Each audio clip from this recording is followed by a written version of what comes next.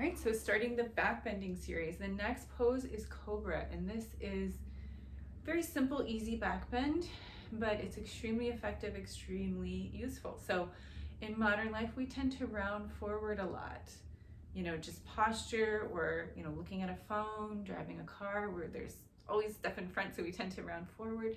And this reverses that, helps to open our chest, our shoulders, relieves neck and back pain, and really helps to maintain the flexibility of our spine. So before you start, you're going to come into this face down position. It's actually called crocodile pose. Big toes together, heels out, and you're going to take deep breaths. And you want to make sure that you're breathing into your belly so that your belly's rising and falling, and you feel it press against the floor.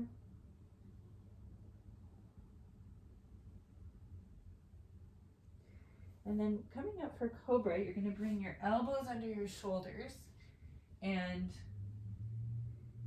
this is sphinx. This is the preparation for cobra. Okay, elbows under shoulders, and you're going to press down and pull the tops of the shoulders down. So this one is probably the least, or the gentlest version of a back bend.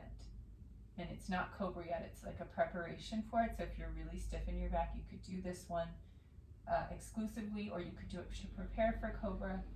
This one we can also generally stay in for a longer time. It's more stable in terms of the arm position. So if you are having trouble with the back, the shoulders, you can stay in this pose. Maybe like if you're watching television or something, even staying in it for an extended period of time can be really good for opening your back.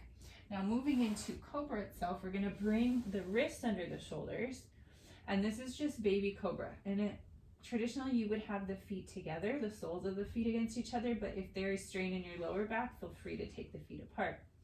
So we're keeping the belly on the floor and no weight in the hands at all. And in fact, you can try this with lifting your hands. That helps you understand how to not have weight in your hands.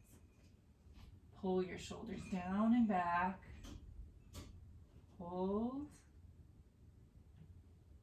And then you can lower your forehead down and just relax. And then we're going to go into the full cobra.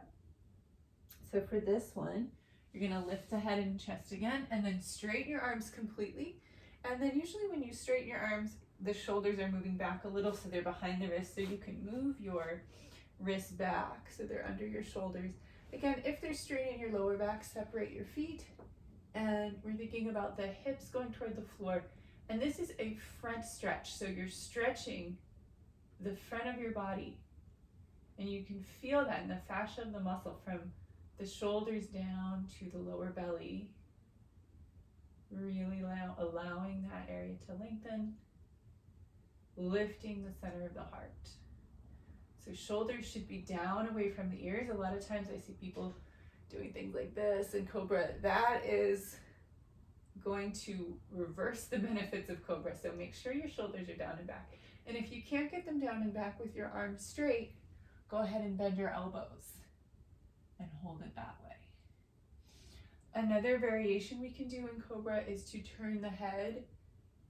So as you're keeping your head somewhat back, you turn it at the same time.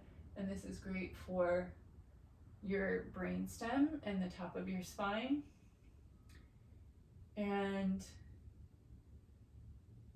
when you're finished with cobra, you can come back into a child's pose just to release your lower back.